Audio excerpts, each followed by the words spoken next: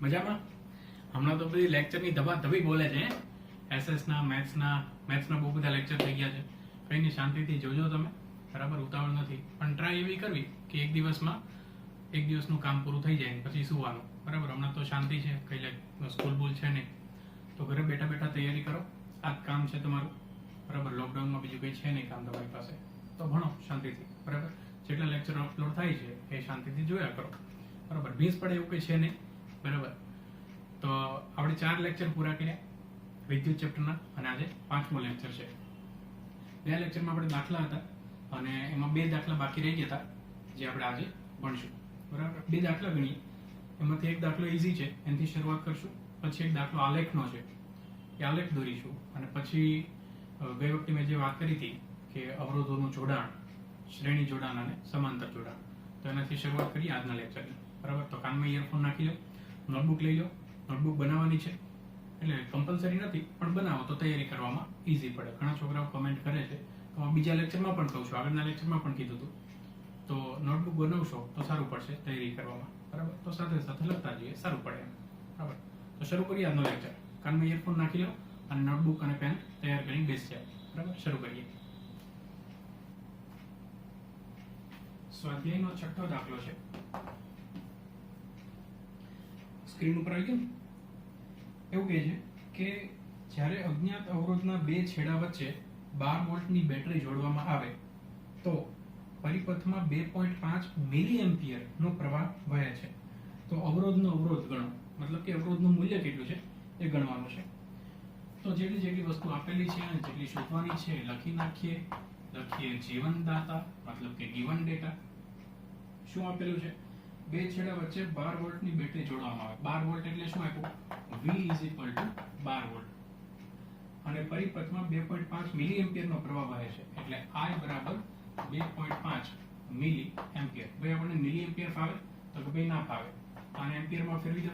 2.5 × 10⁻³ ampere. Okay, I ની કિંમત આપણે આ મૂકશું, V ની કિંમત આ મૂકશું. શોધવાનું શું છે? અવરોધનો અવરોધ ગણો. તો R શોધવાનું ને, તો R = ક્વેશ્ચન માર્ક. સિમ્પલ દાખલો છે. સૂત્ર ઓહમના નિયમનો વાપરશું. V = IR. ઓહમના નિયમનું સૂત્ર છે, આમાંથી આપણે શોધવાનો છે R. તો R ને કરતા બનાવીશું.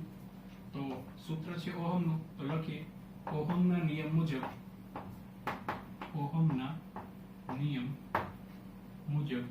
V = IR.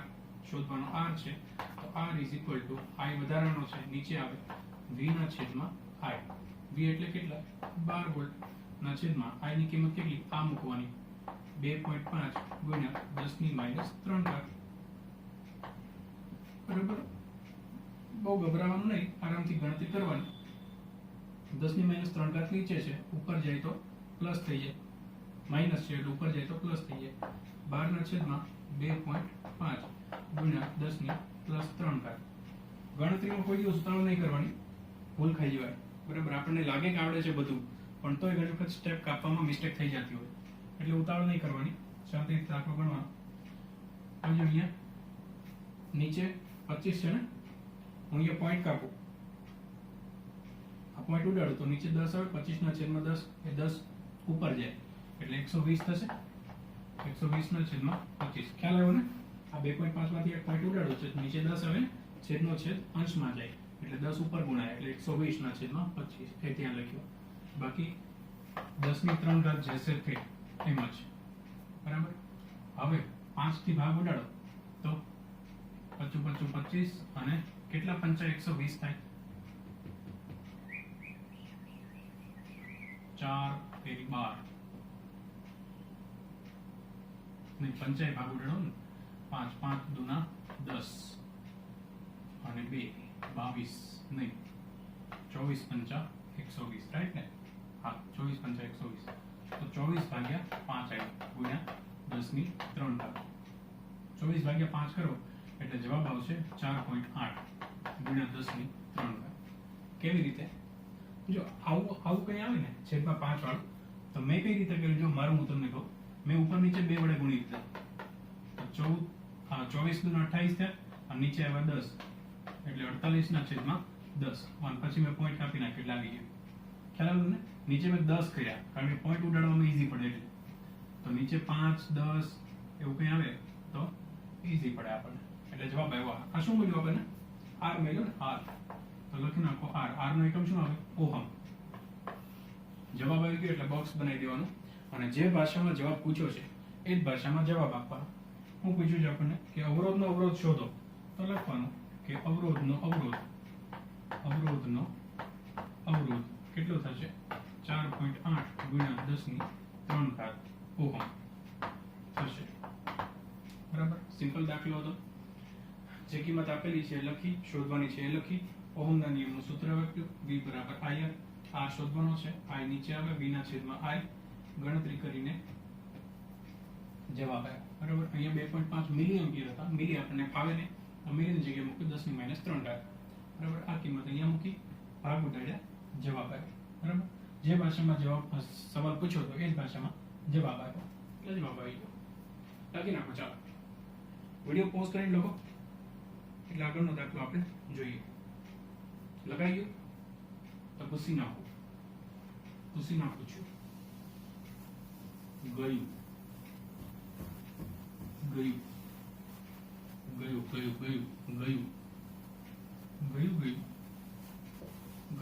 લાગ્યું.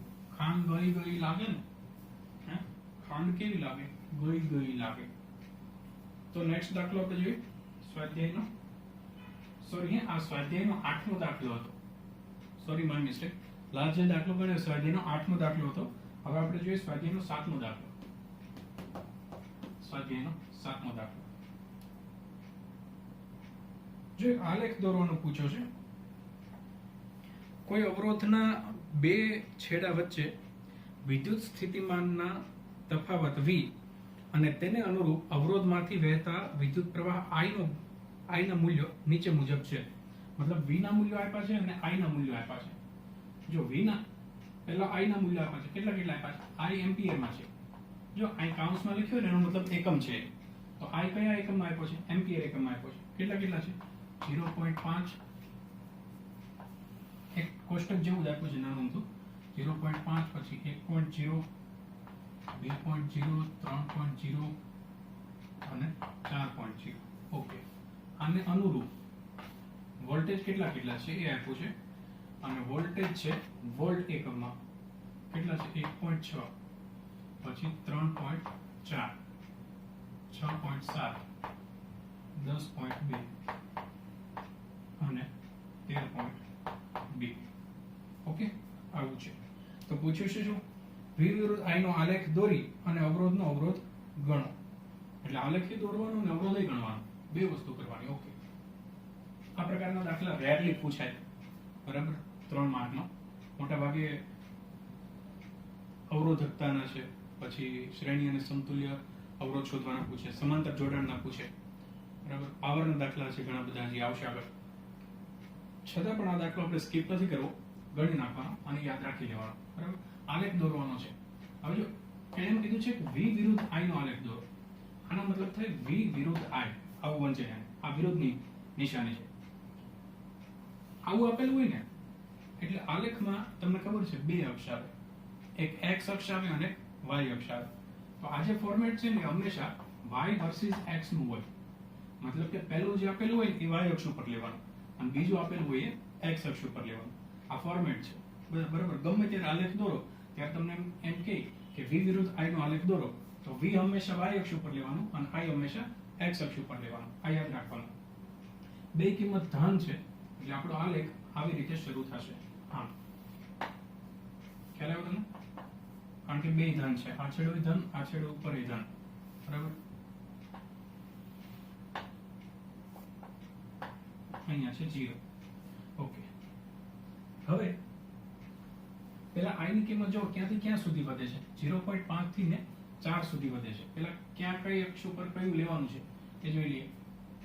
V લેવાનો છે y અક્ષ ઉપર, તો આ y અક્ષ છે, અહીંયા લખી નાખીએ V. કયા એકમમાં છે? વોલ્ટમાં. આ ખાસ લખવાનું. અહીંયા V લીધો છે કયા એકમમાં? વોલ્ટ એકમમાં. અને અહીંયા શું લેવાનું? x અક્ષ ઉપર I લેવાનો. તો અહીંયા I લીધો છે કયા એકમમાં? એમ્પિયરમાં. આવું ફરજિયાત લખવાનું, બરાબર. આઈ રાશિ લીધી છે કયા એકમમાં? એમ્પિયર એકમમાં.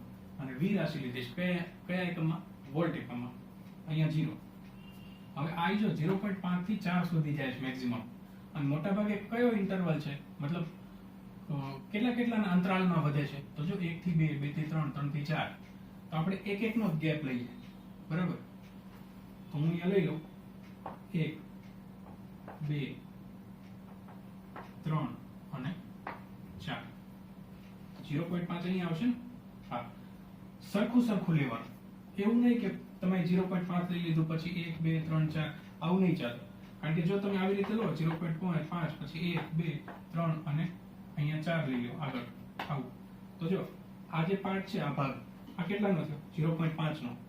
અહીંયાથી અહીંયા કેટલાનો થયો? 0.5 નો ગેપ થયો. અહીંયાથી અહીંયા કેટલાનો થયો? 1 નો થયો. એવું નહીં ચાલે, બધા જ ખાના સરખા હોવા જોઈએ. આનો મતલબ જ આલેખ થાય, બરાબર. દરેક ખાના સરખા હોય એનો મતલબ જ આલેખ. તો આવું નહીં ચાલે, સરખું લેવું પડે, બરાબર. તો આવી રીતે લ્યો 1, 2, 3, 4, 4 સુધી છે આપણે. હવે વી જો 1.6, 3.4, 6.7, 10.2 અને 13.2. તો વી આપણે 0 થી શરૂ કરશું તો અહીંયા સુધી, તો મેક્સિમમ 13 સુધી સમાય છે એવું સરખું લેવાનું છેક સુધી. તો આપણે 1 થી જ લઈએ. અહીંયા 1 નાનું લેવું પડશે આપણે. 1, 2, 3, 4, શું લાગે આમાં જાય? 5, 6, 7, 8, 9, 10, 11, 12, 13. ચાલો થઈ ગયું. 1, 2, 3, 4, 5, 6, 7, 8, 9, 10, 11, 12 અને 13. 13.2 મેક્સિમમ અહીંયા આવી જશે. ઓકે છે. ચાલો હવે બિંદુઓ પ્લોટ કરવાના છે. બિંદુઓ પ્લોટ કરવા મતલબ i જ્યારે 0.5 હોય ત્યારે v કેટલો છે? 1.6. તો જો આ i છે અને આ v છે, બરાબર. ધ્યાનથી i અને v, આ i અને આ v. i 0.5 હોય ત્યારે v 1.6, એટલે i 0.5 એટલે અહીંયા, અને v કેટલો હોય? 1.6, એટલે અહીંયા આવશે 2. હા, એટલે પહેલું બિંદુ આ છે. બીજું જ્યારે 1 હોય, i 1 હોય ત્યારે v 3.4, 1 હોય ત્યારે 3.4, એટલે અહીંયા વચ્ચે, એટલે અહીંયા આવશે, અહીંયા ઉપર, અહીંયા આવશે. પછી જ્યારે 2 હોય ત્યારે 6.7, 2 હોય ત્યારે 6.7, એટલે 7 ની નજીક થોડુંક અહીંયા સમથિંગ. 3 હોય ત્યારે 10.2, 3 હોય ત્યારે 10.2, એટલે અહીંયા 3 અને 10.2 અહીંયા. 4 હોય ત્યારે 13.2, 4 હોય ત્યારે 13.2, એટલે 4 13.2. આવો કંઈક આવે બને. જો તમે સ્ટ્રેટ લાઈનમાં જોડો તો આવું કંઈક થાય, બરાબર. મારે એક્ઝેક્ટ નહીં આવે, બરાબર. અહીંયા સ્કેલ નથી એટલે, પણ તમારે સ્કેલથી દોરી નાખવાની, બરાબર. અથવા તો આંકેલી બુક હોય તો એમાં તો લીટી હોય જ, તો વાંધો નહીં આવે બહુ, બરાબર. તો આ થઈ ગયો આલેખ. તમારો આલેખ દોરવાનો કીધો તો આ કમ્પ્લીટ આલેખ થઈ ગયો. તો આના અડધા માર્ક્સ મળી જાય. બીજું તમને પૂછ્યું છે અવરોધ શોધો.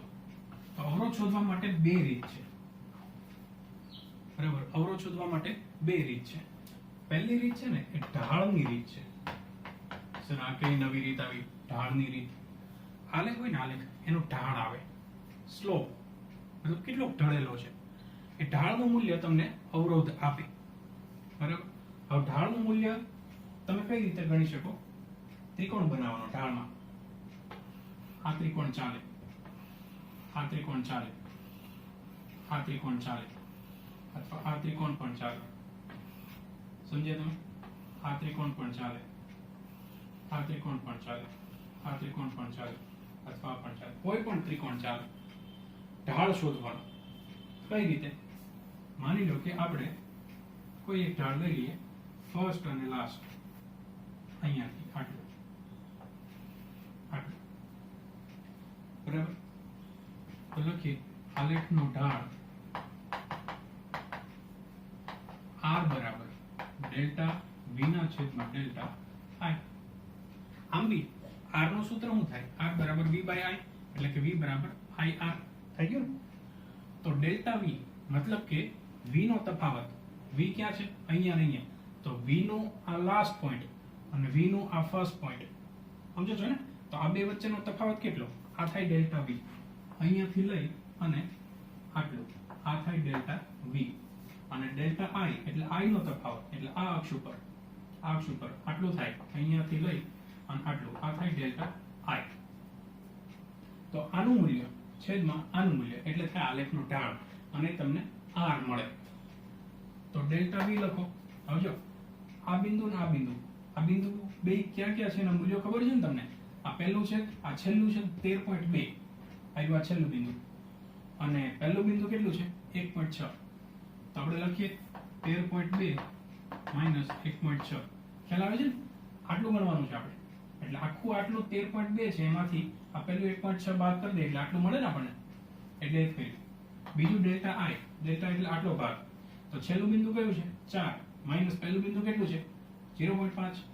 તો 4.0 માઈનસ 0.5 બરાબર 13.6 માંથી 1.6 જાય એટલે 132 માંથી 16 જાય એટલે 116 વધે એટલે 11.6 ભાગ્યા 3.5.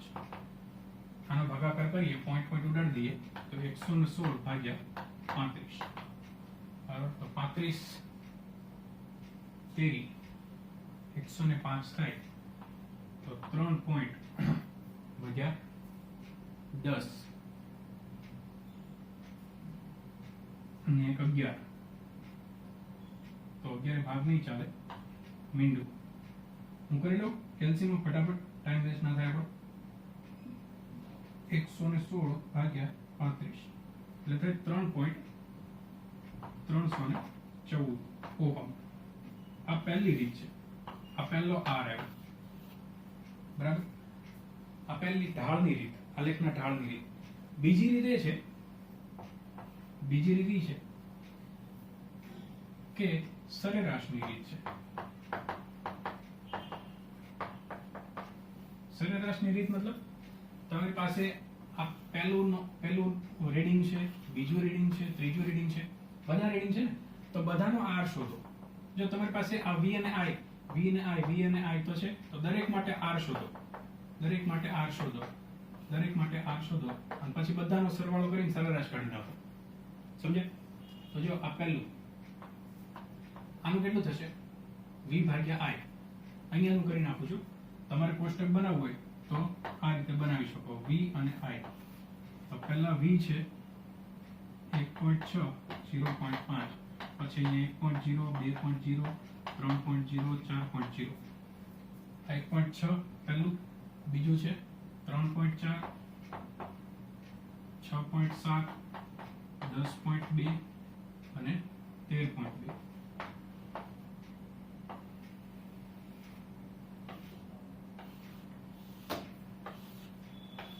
હવે r બરાબર v ના છેદમાં i. તો દરેકનો r શોધો.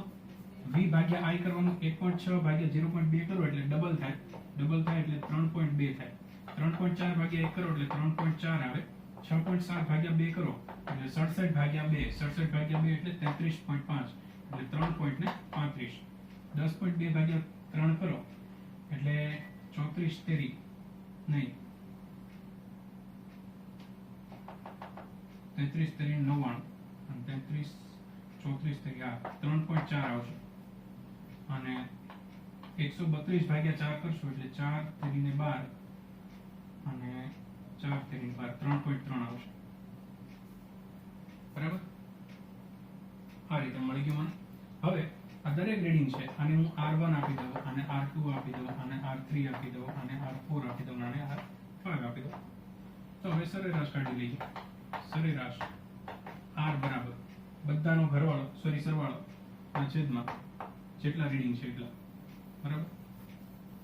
નવું નહીં લખો તો બી R બરાબર 3.2 વત્તા 3.4 વત્તા 3.35 વત્તા 3.4 વત્તા 3.3 ભાગ્યા કેટલા રીડિંગ છે? 5. 1, 2, 3, 4, 5 ભાગ્યા 5 કરો એટલે જવાબ આવી જાય. બરાબર?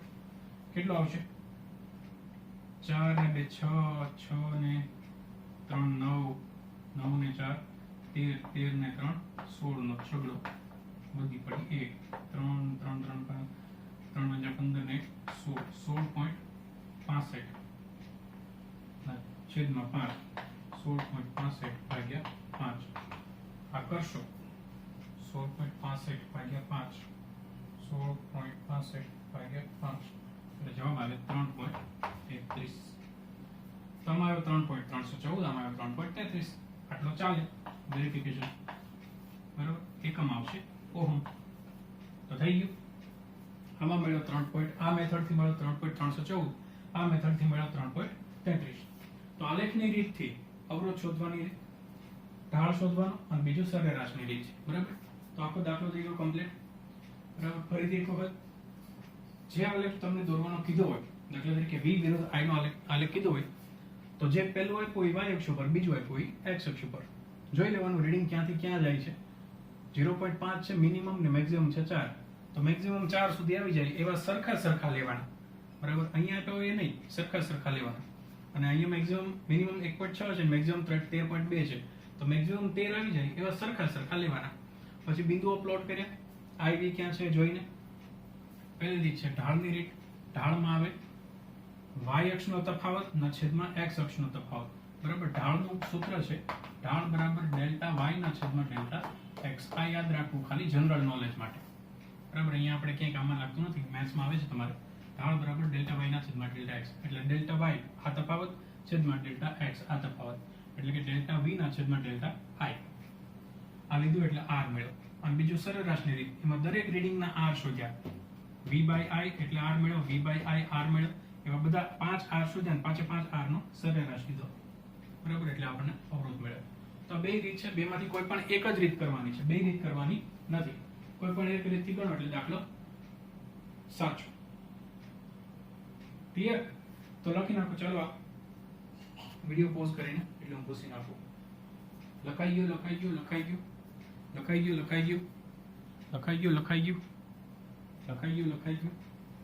પૂછી નાખું છું. જાય છે એ જતું રહ્યું. જાને કહા ગયે વો દિન कहते थे तेरी याद तुमको न भूल पाएंगे. હવે મોસ્ટ ઇન્ટરેસ્ટિંગ ટોપિક આ ચેપ્ટરનો આપણે શરૂ કરવા જઈ રહ્યા છીએ. અવરોધોના જોડાણની રીત. અવરોધોના જોડાણની રીત. એમાં પહેલી રીત છે શ્રેણી જોડાણ. અવરોધ, આને અવરોધ કહેવાય, બરાબર. આપણે બીજા કે ત્રીજા લેક્ચરમાં આવ્યું હતું અવરોધ. આ એક અવરોધ છે, બરાબર. આ બીજો અવરોધ છે અને આ ત્રીજો અવરોધ છે. અવરોધને શેના વડે દર્શાવે? r વડે. તો માની લો કે આ r1 છે, આ r2 છે અને આ r3 છે. ત્રણેય અવરોધ છે. હવે જો ત્રણેય અવરોધને મારે જોડવા હોય તો હું કઈ રીતે જોડી શકું? હું બે રીતે જોડી શકું, બરાબર. તો એમાંથી પહેલી રીત છે જોડવાની, બરાબર. આ એક છે ને અવરોધના જોડાણની રીત સમજાવો. તો બે રીતે તમે જોડી શકો, એમાંથી પહેલી જોડવાની રીત આપણે અહીંયા સમજીએ છીએ. જો પહેલી રીત આ જોડી દીધું, અહીંયાથી આ જોડી દીધું, થઈ ગયું. સળંગ જોડી દીધા. આને કહેવાય શ્રેણી જોડાણ. શ્રેણી જોડાણને ઇંગ્લિશમાં કહેવાય સિરીઝ કનેક્શન. શું કહેવાય? Series connection. સિરીઝ તમે જોઈ ને આપણે નવરાત્રીમાં લગાડીએ એ એકદમ સળંગ હોય ને, લાગટ, જેને કાઠિયાવાડી ભાષામાં કહેવાય લાગટ, મતલબ કે હળંગ. તો આ કન્ટિન્યુ છે એટલે આને કહેવાય સિરીઝ કનેક્શન અથવા તો કહેવાય શ્રેણી જોડાણ. તો અવરોધ R1, R2 અને R3 ત્રણેય અહીંયા શ્રેણી જોડાણમાં જોડેલા છે એવું કહેવાય, બરાબર. હવે આ જોડાણમાં આપણે સૂત્ર એક તારવવાનું છે કે ત્રણ અવરોધ અલગ અલગ છે. R1 એનો સમથિંગ કંઈક અવરોધ હતો, R2 નો સમથિંગ કંઈક અવરોધ હતો અને R3 સમથિંગ કંઈક અવરોધ હતો. મતલબ અહીંયા બિંદુ A છે, અહીંયા બિંદુ B હતું અને અહીંયા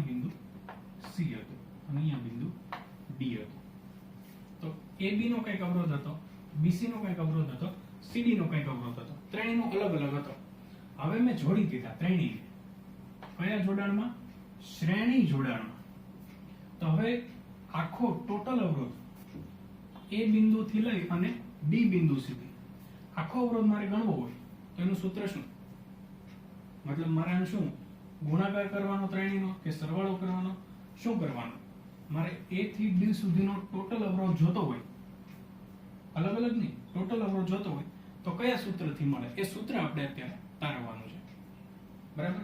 સમજી ગયા આપણે શું કરવાનું છે? આપણું ટાસ્ક મેન શું છે, મિશન એ સમજી ગયા. ઓકે, હવે હું વ્યવસ્થિત રીતે આકૃતિ દોરીને સમજાવું છું.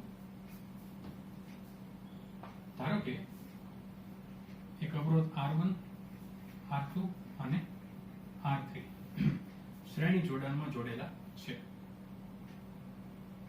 અહીંયા એક કળ છે, અહીંયા એક બેટરી છે. ઓકે, બેટરીનો વોલ્ટ છે V વોલ્ટ, કળનું નામ છે K. આ અવરોધ છે R1, આ અવરોધ છે R2, આ અવરોધ છે R3. લખવું હોય તો સાઈડમાં લખી શકાય કે આકૃતિમાં દર્શાવ્યા પ્રમાણે અવરોધો R1, R2 અને R3 ને શ્રેણી જોડાણમાં જોડેલા છે, જેને V વોલ્ટની બેટરીથી સપ્લાય આપેલો છે. હવે V વોલ્ટમાં પ્લસ છેડો, આ માઇનસ છેડો, પ્લસ છેડામાંથી પ્રવાહ નીકળે એટલે આમ જશે આવી રીતે, બરાબર, અને અહીંયાથી પાછો રિટર્ન આવી જશે. હવે પ્રવાહ કેટલો નીકળે છે? I જેટલો. કેટલો? I જેટલો પ્રવાહ નીકળે છે. તો I જેટલો પ્રવાહ બધામાંથી પસાર થશે ને, હે ને? માની લો કે I જેટલો પ્રવાહ મતલબ કે વાહનો, ઘણા બધા વાહનો એક સાથે પીપી પંપ, ટ્રક ને છકડા ને કાર્સ ને ટુ વ્હીલર્સ ને બધું આવે છે અહીંયાથી. અને એક ગામડું આ છે, બીજું ગામડું આ છે, ત્રીજું ગામડું આ છે. તો બધા વાહનો આ ગામડામાંથી પસાર થશે, આ ગામડામાંથી પસાર થશે, આ ગામડામાંથી પસાર થશે, હે ને? મતલબ કે I જેટલો છે બધો જ પ્રવાહ આમાંથી આમાંથી આમાંથી ત્રણેયમાંથી પસાર થશે. તો ત્રણેય અવરોધમાંથી પસાર થતો પ્રવાહ કેવો થયો? સેમ. બધા જ વાહનો આમાંથી પસાર થશે ને, સેમ પ્રવાહ પસાર થયો ત્રણેયમાંથી. તો અવરોધ R1 માંથી પસાર થતો પ્રવાહ કેટલો? તો કે I. અવરોધ R2 માંથી પસાર થતો પ્રવાહ કેટલો? તો કે I. અને અવરોધ R3 માંથી પસાર થતો પ્રવાહ કેટલો? તો કે I. કારણ કે બીજો કોઈ રસ્તો જ નથી જવાનો, એક જ રસ્તો છે. બરાબર? એટલે શ્રેણી જોડાણમાં વિદ્યુત પ્રવાહને વહેવા માટે એક જ માર્ગ અવેલેબલ હોય છે, એક જ માર્ગ ઉપલબ્ધ હોય છે. આથી ત્રણેય અવરોધમાંથી પસાર થતો પ્રવાહ એક સમાન હશે. બરાબર? આ વાક્ય લખવું હોય તો લખી શકો તમે. ફરીથી હું કહું છું કે શ્રેણી જોડાણમાં, અવરોધોના શ્રેણી જોડાણમાં પરિપથમાંથી વહેતા પ્રવાહને ત્રણેય અવરોધમાંથી વહેવા માટે એક જ માર્ગ ઉપલબ્ધ હોય છે. આથી ત્રણેય અવરોધમાંથી પસાર થતો પ્રવાહ એક સરખો હશે. પ્રવાહ એક સરખો હોય ને તો વોલ્ટેજ ચેન્જ થાય. મતલબ કે આને સમાંતર વોલ્ટેજ જો તમે ગણો, જો વોલ્ટેજ હંમેશા સમાંતર ગણવાના હોય, ખ્યાલ છે ને? એમીટર શ્રેણીમાં હોય અને વોલ્ટમીટર સમાંતર હોય. આપણે આગળ વાત થઈ હતી. તો જો હું અહીંયા વોલ્ટેજ માપું, પછી અહીંયા વોલ્ટેજ માપું અને અહીંયા વોલ્ટેજ માપું, તો અહીંયા મને કેટલો વોલ્ટેજ મળે ખબર? V1, અહીંયા V2 અને અહીંયા V3 અલગ અલગ મળે. શું કામ? કારણ કે I સેમ છે. જો I સેમ હોય ને તો V ચેન્જ કરી નાખવાના, 1 2 3 કરી નાખવાના. અને જો V સેમ હોય તો I ચેન્જ કરી નાખવાના. બરાબર? આ બે વાઇસ વર્સા છે. વાઇસ વર્સા મતલબ એક સેમ હોય તો બીજું ફરે અને બીજું સેમ હોય તો પેલું ફરે. એ રીતે I સેમ છે તો V ને 1 2 3 આપી દેવાના. બરાબર? હવે આ V1 V2 V3 શું છે? તો કે V ના જ ભાગ છે ભાઈ. V અહીંયાથી આવ્યો, V1 અહીંયા ડ્રોપ થયો, V2 અહીંયા ડ્રોપ થયો, V3 અહીંયા ડ્રોપ થયો. અહીંયા આવે ત્યાં 0. એ તો હું V1 V2 અને V3 ત્રણેયને ભેગા કરી દઉં તો મને V મળી જાય ને ટોટલ? તો કે હા, કારણ કે V માંથી તો આ ત્રણેય પડ્યા અને પછી અહીંયા 0 થઈ ગયા. તો ફરી પાછું હું આવું V1 V2 V3 ને ભેગા કરી દઉં ફરી પાછું V મળી જાય ને? આ મળી જાય. તો લખવાનું કે અહીંયા હવે V1 V2 V3 શું છે ખબર? V1 એટલે અવરોધ R1 ને સમાંતર વોલ્ટેજ, R1 ને સમાંતર વોલ્ટેજ. V2 એટલે અવરોધ R2 ને સમાંતર વોલ્ટેજ અને V3 એટલે અવરોધ R3 ને સમાંતર વોલ્ટેજ. બરાબર? એટલે હું અહીંયા લખી શકું કે ત્રણેય અવરોધને સમાંતર વોલ્ટેજ v બરાબર v1 plus v2 plus v3 બરાબર. હવે હું જો ત્રણ ભાગ પાડી દઉં, એક આ ભાગ, એક આ ભાગ અને એક આ ભાગ. ત્રણેય ભાગમાં હું સૂત્ર લગાડું v બરાબર ir. ત્રણેય ભાગમાં હું સૂત્ર લગાડું v બરાબર ir. તો આની માટે v કેટલો છે v1, i કેટલો છે i અને r કેટલો છે r1. તો હું આની માટે હું લખી શકું કે v1 બરાબર ir1, યસ v બરાબર ir. આની આટલા માટે v1 છે v છે v1, i છે i અને r છે r1. આની માટે v2 બરાબર ir2 થાય અને આની માટે v3 બરાબર ir3 થાય. બરાબર છે? રેડી વાત છે. હવે હું પહેલા કહેતો હતો ને તમને કે આ ત્રણેયને કાઢી અને એક જ અવરોધ રાખવો હોય તો આનો ટોટલ કેટલો થાય. તો માની લો કે આ ત્રણેયની જગ્યાએ હું એક જ ગણું, આનો ટોટલ REQ ગણું. કેટલો? REQ. ઘણા લોકો અહીંયા RS પણ વાપરે છે, તો વાપરી શકાય. મતલબ કે આ ત્રણેયને સમતુલ્ય અવરોધ, મતલબ આ ત્રણેયનો ટોટલ અવરોધ REQ અથવા તો RS હોય તો અહીંયા હતી એમ બેટરી, હા બરાબર. મતલબ આ ત્રણેય કાઢી નાખ્યા, એક જ મૂક્યો, પણ કોની જેટલો? આ ત્રણેય થાય ને એટલા એના જેટલો જ. આ ત્રણેયની ગરજ સાર એટલો અવરોધ. તો આ ત્રણેયનો ટોટલ અવરોધ થયો REQ. બરાબર. તો હવે આની માટે અહીંયા v છે, અહીંયાથી પસાર થતો પ્રવાહ i છે. અમારે આની માટે ગણવું હોય તો જેમ આનું ગણ્યું v1 બરાબર ir1, v2 બરાબર ir2, v3 બરાબર ir3. તો આનું ગણવું હોય તો v બરાબર ir eq. આવું થાય કે નહીં? v બરાબર ir, આનો v છે આ, ટોટલ છે REQ અને ટોટલ પ્રવાહ છે i, ટોટલ વોલ્ટેજ છે v. સેમ પતી ગયું. બરાબર. તો અહીંયા મૂકો v ની કિંમત કેટલી? IREQ બરાબર v1 ની કિંમત ir1 પ્લસ v2 ની કિંમત ir2 પ્લસ v3 ની કિંમત ir3. i કોમન કાઢો, IREQ બરાબર i common r1 plus r2 plus r3. i કાઢી નાખ્યા કોમન, i ઉડી ગયા. તો REQ બરાબર r1 plus r2 plus r3 મળી ગયું સૂત્ર. આ સૂત્રને કહેવાય શ્રેણી જોડાણ માટે સમતુલ્ય અવરોધનું સૂત્ર. ફરીથી, શ્રેણી જોડાણ માટે સમતુલ્ય અવરોધનું સૂત્ર મતલબ કે આ ત્રણેય અવરોધનો સરવાળો કેટલો થાય? REQ જેટલો. બરાબર. મતલબ ધારો કે આ 5 ઓહ્મ હોય, આ 5 ઓહ્મ હોય અને આ 5 ઓહ્મ હોય, તો ત્રણેયનો ટોટલ કેટલો થાય? 5 + 5 + 5 એટલે 15. કારણ કે આ શ્રેણી જોડાણમાં છે એટલે સરવાળો થાય. બરાબર. તો REQ નું મૂલ્ય કેટલું થયું? 15 ઓહ્મ. ઓહ્મ અવરોધ છે ને એટલે એકમ આવે ઓહ્મ. તો REQ એટલે 15 ઓહ્મ થયા. RSI લખે ઘણી વખત REQ ની જગ્યાએ, કારણ કે શ્રેણી જોડાણ છે એને કહેવાય સિરીઝ કનેક્શન, એટલે આને કીધું RS. રેડી? અહીંયા સુધી. બીજી વાત, આ ત્રણેય સૂત્રો યાદ રાખજો. શ્રેણી જોડાણમાં આ અને આ શ્રેણી જોડાણમાં પ્રવાહ અચળ રહે. શું રહે? પ્રવાહ અચળ રહે. યાદ રાખવાના મુદ્દાઓ હું અહીંયા લખી નાખું છું. બરાબર. આખા ટોપિકનું નિષ્કર્ષણ શ્રેણી જોડાણ માટે આ ધાબા ઉપર લખી નાખો ને, ટેરેસ ઉપર, મતલબ કે તમારા હાંસિયામાં ઉપર, જેથી કરીને યાદ રહે. સૂત્ર R બરાબર R1 plus R2 plus R3. આ શ્રેણી જોડાણનું મેઇન સૂત્ર REQ નું. બરાબર. આ સૂત્ર એક યાદ રાખજો, V બરાબર V1 plus V2 plus V3. શ્રેણી જોડાણમાં વોલ્ટેજ બદલાય, વોલ્ટેજ બદલાય તો 1 2 3 આવે અને 1 2 3 નો સરવાળો કરો તો મેઇન મળે. ત્રીજું આ સૂત્ર યાદ રાખવાનું, V1 બરાબર IR1, V2 બરાબર IR2 અને V3 બરાબર IR3. આ ત્રણ સૂત્રો યાદ રાખ્યા? બસ પતી ગયું. ઓકે, બસ બીજું કઈ છે નહીં. હજી એક વાક્ય યાદ રાખવાનું કે શ્રેણી જોડાણમાં પ્રવાહ અચળ રહે. શ્રેણી જોડાણમાં પ્રવાહ અચળ રહે. શ્રેણી જોડાણમાં પ્રવાહ ન બદલાય, I સેમ રહે. ઓકે, ફરીથી આકૃતિમાં ત્રણ અવરોધો R1 R2 અને R3 ત્રણેયને શ્રેણીમાં જોડેલા છે. 20 વોલ્ટની બેટરીથી સપ્લાય આપેલો છે. પરિપથમાંથી પસાર થતો પ્રવાહ I છે. અહીં શ્રેણી જોડાણમાં પરિપથમાંથી પસાર થતો પ્રવાહ એ દરેક અવરોધમાંથી પસાર થતા પ્રવાહ બરાબર જ થાય છે, કારણ કે પ્રવાહને વહેવા માટે માત્ર એક જ માર્ગ ઉપલબ્ધ છે. એટલા માટે ત્રણેય અવરોધમાંથી સેમ પ્રવાહ પસાર થશે. વિદ્યુત સ્થિતિમાનનો તફાવત ત્રણેય અવરોધને સમાંતર અનુક્રમે V1, V2 અને V3 છે.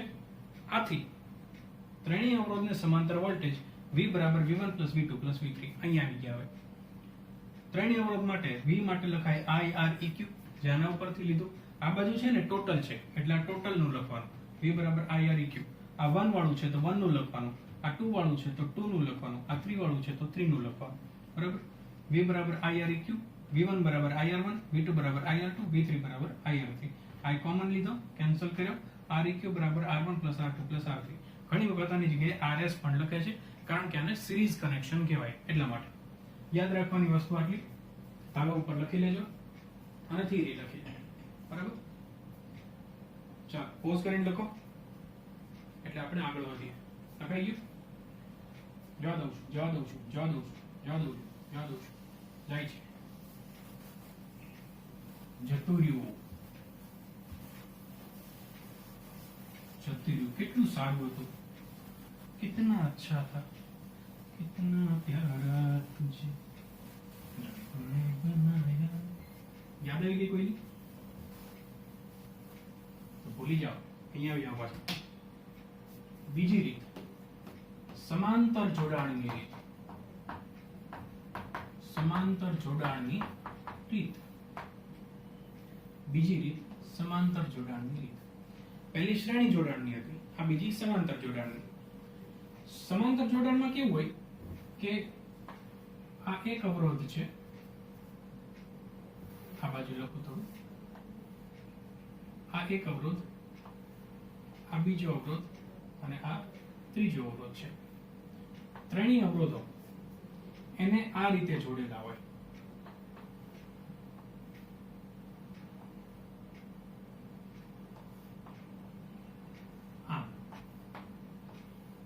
તો આ જોડાણને કહેવાય સમાંતર જોડાણ. અને અહીંયા બેટરીનો વોલ્ટેજ આપી દીધો. બેટરીનો વોલ્ટેજ છે V, કોણ છે કે પ્લસ અને માઈનસ, મોટો છેડો પ્લસ, નાનો છેડો માઈનસ. પ્લસ માંથી પ્રવાહ નીકળે, માઈનસ તરફ જાય. આ અવરોધ છે R1, આ અવરોધ છે R2, આ અવરોધ છે R3. હવે જો અહીંયાથી પ્રવાહ આવી ગયો. પહેલામાં શું હતું કે અવરોધને વહેવા માટે એક જ માર્ગ ઉપલબ્ધ હતો ને. હવે અહીંયા જો, અહીંયાથી વાહનો આવ્યા, અહીંયા ચોકડી પડી, जंक्शन पड़ी. अब यहाँ थी इधर भी जा सकते हैं, इधर भी जा सकते हैं, इधर भी जा सकते हैं. तो कहाँ जाएंगे? टोटल आई है, टोटल आई प्रवाह એમાંથી કે આધે ઇધર જાવ એટલે I માંથી I1 જેટલા અહીંયા ગયા, I2 જેટલા અહીંયા ગયા અને બાકી બચે वो मेरे साथ आ I3 જેટલા અહીંયા ગયા. સમજ્યા તમે? I टोटल અહીંયા આવ્યો, પ્રવાહ અહીંયા આવ્યો, आधे इधर जाओ और बाकी बचे वो मेरे साथ आओ. એટલે I જેટલો પ્રવાહ ફંટાઈ ગયો I1, I2 અને I3 માં. બરાબર. તો I1 જેટલો પ્રવાહ અહીંયા ગયો, I2 આમાં ગયો અને I3 આમાં ગયો. ત્રણેય ભેગા થઈ અને ફરી પાછો I થઈ ગયો. કારણ કે I માંથી જુદા પડ્યા હતા તો ફરી પાછો ભેગા થયા એટલે I થઈ ગયો અને ફરી પાછો રિટર્ન આવી ગયો. આવા જોડાણને કહેવાય સમાંતર જોડાણ. બરાબર. આગળનું હતું શ્રેણી જોડાણ, આ છે સમાંતર જોડાણ. તો અહીંયા જો ગઈ વખતે I સેમ રહ્યો હતો ને, V1, V2, V3 થયા હતા અને અહીંયા શું થયું? I1, I2, I3 થયા. તો સેમ કોણ રહેશે? V. એટલા માટે અહીંયા આને સમાંતર વોલ્ટેજ V, આને સમાંતર વોલ્ટેજ V અને આને સમાંતર વોલ્ટેજ V. કારણ કે તમે જો આ બે છેડા ડાયરેક્ટલી R1 ને કનેક્ટેડ છે, આ છે. આ બે છેડા ડાયરેક્ટલી R2 ને કનેક્ટેડ છે અને આ બે છેડા ડાયરેક્ટ R3 ને કનેક્ટેડ છે. તો V જેટલો વોલ્ટેજ ત્રણેયને મળે છે. તો ત્રણેયને મળતો વોલ્ટેજ કેટલો? V. બરાબર, સેમ વાત છે. તો પહેલા માટે I1, R1 અને V, બીજા માટે I2, R2 અને V અને ત્રીજા માટે I3, R3 અને V. હવે મારે આનો સમતુલ્ય અવરોધ શોધવો છે. મતલબ કે આ ત્રણેયનું ટોટલ કેટલું થાય? તો ગઈ વખતે તો આપણે R1 R2 અને R3 ત્રણેયનો સરવાળો કરતા હતા ને, મતલબ સરવાળો કરતા હતા ને, પણ આમાં સરવાળો થશે નહીં, આમાં કંઈક અલગ થશે. તો કઈ રીતે થશે એ શોધીએ આપણે. માની લો કે આ ત્રણેયને કાઢી અને હું એક જ અવરોધ મૂકું છું. સિમ્પલ. આ એક અવરોધ, બાકી બધું જે છે તે.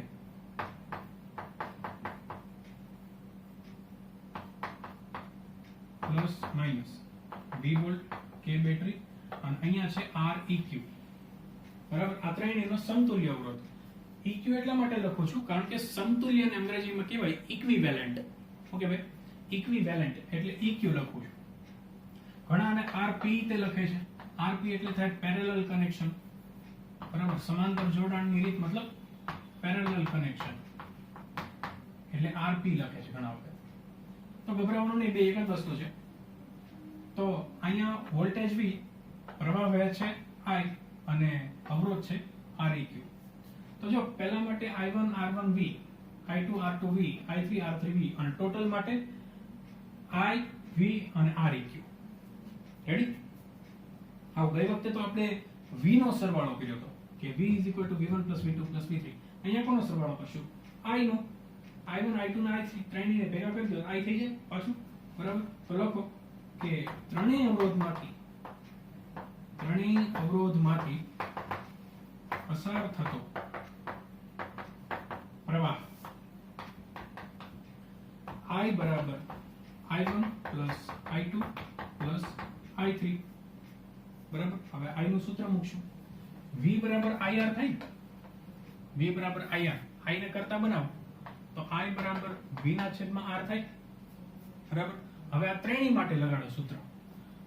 I બરાબર V ના છેદમાં R તો I1 બરાબર V ના છેદમાં R1 થાય, I2 બરાબર V ના છેદમાં R2 થાય અને I3 બરાબર V ના છેદમાં I3 થાય. એવી જ રીતે સેમ I બરાબર ટોટલ I બરાબર V ના છેદમાં Req. તો બધું જ મૂકી દો અહીંયા. I એટલે ટોટલ વાળું, આ બાજુ હોય એ ટોટલ વાળું હોય. I કોણ? આ એટલે V ના છેદમાં Req. તો લખો V ના છેદમાં Req બરાબર I1 એટલે V ના છેદમાં R1 એટલે V ના છેદમાં R1 પ્લસ I2 એટલે V ના છેદમાં R2 પ્લસ V ના છેદમાં R3. V કોમન કાઢો. V ના છેદમાં Req એમ V કોમન અહીંયા આવે, V આવી ગયો એટલે અહીંયા વધે 1 ના છેદમાં R1 પ્લસ સોરી 1 ના છેદમાં R1 પ્લસ 1 ના છેદમાં R2 પ્લસ 1 ના છેદમાં R3. V ઉડી ગયા. સૂત્ર મળ્યું આપણને 1 ના છેદમાં Req બરાબર 1 ના છેદમાં R1 પ્લસ 1 ના છેદમાં R2 પ્લસ 1 ના છેદમાં R3. આ મળ્યું આપણને મેઇન સૂત્ર. જેવી રીતે પહેલામાં સરવાળો થયો હતો એમ આમાં 1 ના છેદમાં સરવાળો થયો. મસ્ત સૂત્ર. આને કહેવાય સમાંતર જોડાણના સમતુલ્ય અવરોધનું સૂત્ર. જેવી રીતે શ્રેણીમાં હતું એવી રીતે સમાંતરમાં છે. બરાબર. આમાં યાદ રાખવાના મુદ્દા જેવી રીતે ઓલામાં લખ્યા હતા સમાંતર જોડાણમાં સમાંતર જોડાણ. આ સૂત્ર એક યાદ રાખો 1 ના છેદમાં Req બરાબર 1 ના છેદમાં R1 પ્લસ 1 ના છેદમાં R2 પ્લસ 1 ના છેદમાં R3. બરાબર. બીજું સૂત્ર, આ સૂત્ર યાદ રાખો I બરાબર I1 plus I2 plus I3. બાકી સૂત્રો યાદ રાખો I1 બરાબર V ના છેદમાં R1 એટલે I1 બરાબર V ના છેદમાં R1, I2 બરાબર V ના છેદમાં R2 અને I3 બરાબર V ના છેદમાં R3. ત્રીજી વસ્તુ આમાં યાદ રાખવાની કે પહેલામાં I અચળ રહેતો હતો ને અને આમાં કોણ અચળ રહે છે? વોલ્ટેજ. એટલે સમાંતર જોડાણમાં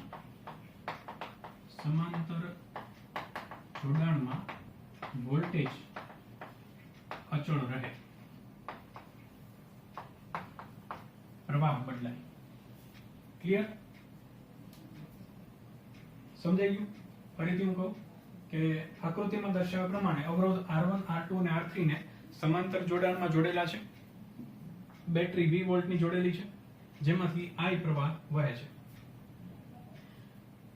અહીંયા બિંદુ A અને B દર્શાવી શકો તો લખવાનું કે બિંદુ A પાસેથી અવરોધ R1, R2 અને R3 માંથી પસાર થતો પ્રવાહ અનુક્રમે I1, I2 અને I3 છે.